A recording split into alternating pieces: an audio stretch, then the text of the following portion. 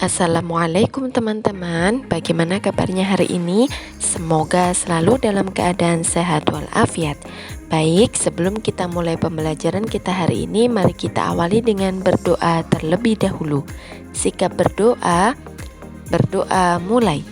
A'udzu billahi minasyaitonir rajim.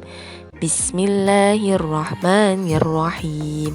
Rabbi zidni ilma warzuqni fahma.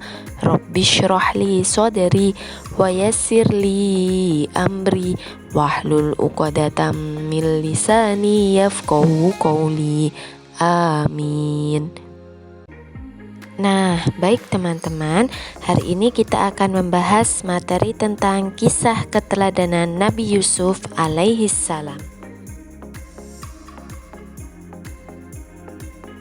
Nabi Yusuf alaihi salam adalah putra Nabi Yakub alaihi salam dari 11 bersaudara.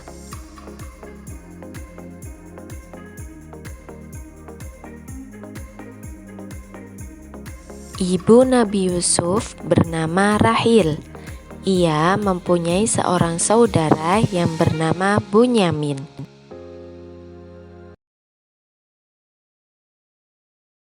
Mari kita simak kisah keteladanan Nabi Yusuf pada video berikut. Kisah keteladanan Nabi Yusuf alaihi salam. Kisah ini diceritakan dalam Al-Quran, surat Yusuf ayat 4 hingga 15. Ketika Yusuf kecil menceritakan mimpinya kepada Nabi Yakub, bertambah pula kecintaannya kepada Yusuf. Hal ini menimbulkan rasa iri dalam diri kakak-kakak Yusuf. Menurut mereka, Nabi Yakub lebih sayang kepada Yusuf dibanding mereka. Atas dasar rasa iri karena perlakuan sang ayah, kakak-kakak Yusuf yang berjumlah 10 orang berencana untuk memisahkan sang ayah dengan Yusuf. Yusuf adalah putra dari Nabi Yakub alaihi salam dari istrinya yang bernama Rahil. Dari pernikahannya dengan Rahil, lahir 2 orang anak laki-laki, yaitu Yusuf dan Bunyamin. Nabi Yakub juga memiliki anak-anak dari istri yang lain. Mereka adalah 10 orang laki-laki yang memiliki tubuh besar dan kuat. Pada suatu malam, Yusuf kecil bermimpi dalam tidurnya. Wah, ya Allah, mimpi apa aku semalam? Tampak seperti nyata.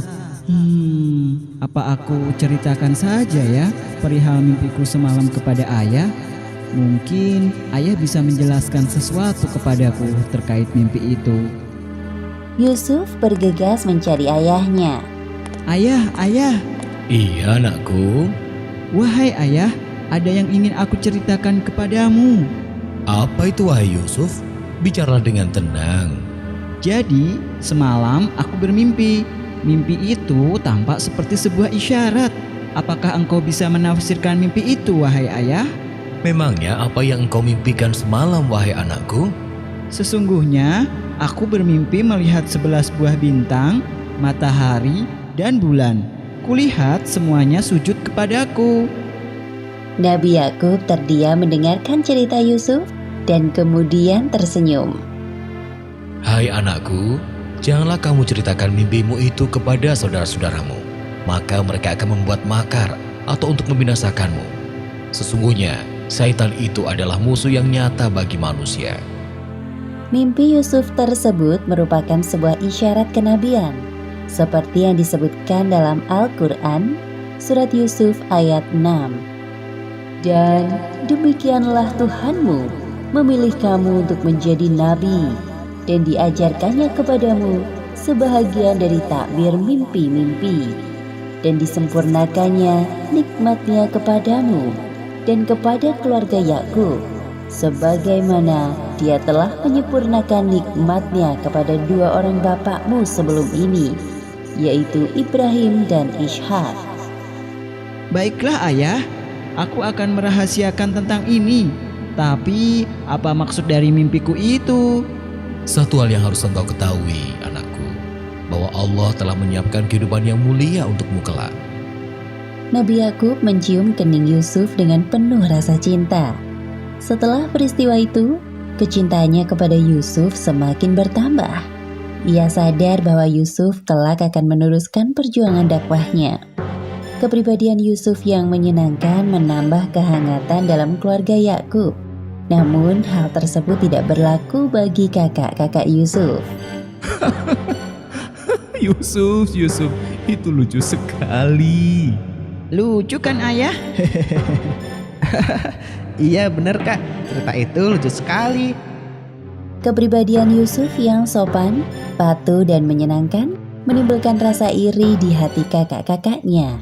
Mereka beranggapan bahwa ayahnya pilih kasih terhadap Yusuf. Apa sih yang mereka tertawakan? Kelihatannya seru sekali. Ah, engkau seperti tidak tahu saja. Yusuf itu pintar sekali mengambil hati ayah kita. Iya benar, apalagi ayah selalu tampak bahagia saat bersama dengan Yusuf. Berbeda saat bersama dengan kita. Kalau dipikir-pikir, tidak ada yang bisa dibanggakan dari Yusuf selain dari tampangnya yang kebetulan tampan itu. Memang sih Yusuf itu tampan, tapi bukan berarti ayah jadi lebih menyayanginya. Ya, benar. Itu tidak adil namanya. Pada suatu malam, kakak-kakak Yusuf yang berjumlah 10 orang mengadakan rapat rahasia. Mereka mencari cara untuk memisahkan Nabi Yakub dengan Yusuf. Sesungguhnya Yusuf dan saudara kandungnya Bunyamin lebih dicintai oleh ayah kita daripada kita sendiri. Padahal kita ini adalah satu golongan yang kuat. Sesungguhnya ayah kita adalah dalam kekeliruan yang nyata. Benar sekali wahai saudaraku. Ayah seolah-olah tidak ingat bahwa kita lebih kuat dan cekatan dalam bekerja. Lantas apa yang sekarang harus kita lakukan wahai saudaraku? Bagaimana jika kita bunuh saja Yusuf? Atau kita buang ke tempat yang jauh agar perhatian ayah tidak melulu kepadanya. Kemudian setelah itu kita bertaubat kepada Allah. Sebentar. Aku tidak setuju jika kita membunuh Yusuf. Dia itu adik kita, apalagi ayah kita seorang nabi. Rasanya tidak pantas. Bagaimana jika kita masukkan dia ke dalam sumur agar nanti Yusuf dipungut oleh para musafir dan dijual oleh mereka? Bagaimana saudara-saudara? Wah, itu ide yang bagus. Ya, kami setuju usulan itu. Iya benar. Setuju. Iya, setuju. Malam hari itu juga, perwakilan dari kakak-kakak Yusuf menghadap kepada Nabi Yakub. Wahai ayah, kami ada satu permintaan. Bolehkah kami mengajak Yusuf pergi untuk bermain besok? Untuk apa mengajak Yusuf? Dia masih kecil. Wahai ayah kami, apa sebabnya kamu tidak mempercayai kami terhadap Yusuf? Padahal sesungguhnya kami adalah orang-orang yang mengingini kebaikan darinya. Sebenarnya timbul kecurigaan di dalam benak Nabi Yakub. Beliau merasa ada yang aneh dengan ajakan yang tiba-tiba ini. Sebenarnya ayah berat untuk melepaskan Yusuf bersama kalian. Biarkanlah ia pergi bersama kami besok pagi, agar dia dapat bersenang-senang dan dapat bermain-main, dan sesungguhnya kami pasti menjaganya. Nabi Yakub masih saja terdiam. Beliau punya firasat buruk tentang kakak-kakak Yusuf yang bisa saja mencelakai adiknya. Sesungguhnya kepergian kamu bersama Yusuf amat menyedihkanku. Dan aku khawatir kalau dia dimakan serigala, sedang kamu lengah daripadanya. Jika ia benar-benar dimakan serigala, sedang kami golongan yang kuat, sesungguhnya kami kalau demikian adalah orang-orang yang merugi. Benar yang dikatakannya, wahai ayah, engkau tidak perlu khawatir. Kami ini bersepuluh akan menjaga Yusuf dengan baik. Baiklah, kalau begitu, aku izinkan Yusuf ikut bersama kalian. Jaga diri kalian baik-baik. Keesokan harinya, Semoga Allah SWT selalu menjaga anak-anakku dimanapun mereka berada. perjalanan pun dimulai. Kak, kita ini mau kemana? Kenapa tidak sampai-sampai dari tadi? Sudahlah Yusuf, bersabarlah. Sebentar lagi kita juga sampai. Nanti puaslah engkau bermain di sana. Baiklah. Yusuf sangat berhati mulia. Tidak ada prasangka buruk dalam hatinya. Bahwasanya saudara-saudaranya telah menyiapkan rencana jahat. Perjalanan tiba-tiba berhenti. Wahai Yusuf, tahukah engkau maksud kami sebenarnya membawamu ke tempat ini? Ada apa ini? Telah lama kami menantikan hari bahagia ini. Hahaha. Apa maksudnya, Kak? Aku tidak tahu apa-apa. Setelah ini engkau akan tahu. Hahaha. Cepat, lepas bajunya. Jangan, Kak. Apa salahku? Semenjak engkau lahir, ayah mengabaikan kehadiran kami dan semua itu adalah kesalahanmu, wahai Yusuf. Cepat, ikat tangannya. Itu sama sekali tidak benar, Kak. Ayah sangat menyayangi. Belum selesai Yusuf membela dirinya, kakak-kakaknya memasukkannya ke dalam sumur. Kak, tolong. Rasakan kau, selamat tinggal adikku tersayang.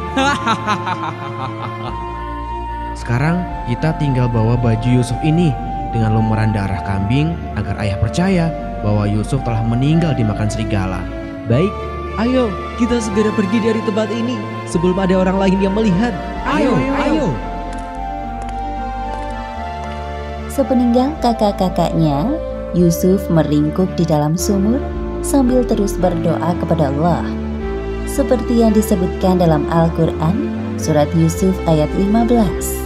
Dan di waktu dia sudah di dalam sumur, kami wahyukan kepada Yusuf, sesungguhnya kamu akan menceritakan kepada mereka perbuatan mereka ini, sedang mereka tiada ingat lagi. Demikianlah akhir kisah Nabi Yusuf alaihi salam dibuang ke dalam sumur. Nah, itulah kisah Nabi Yusuf alaihi salam.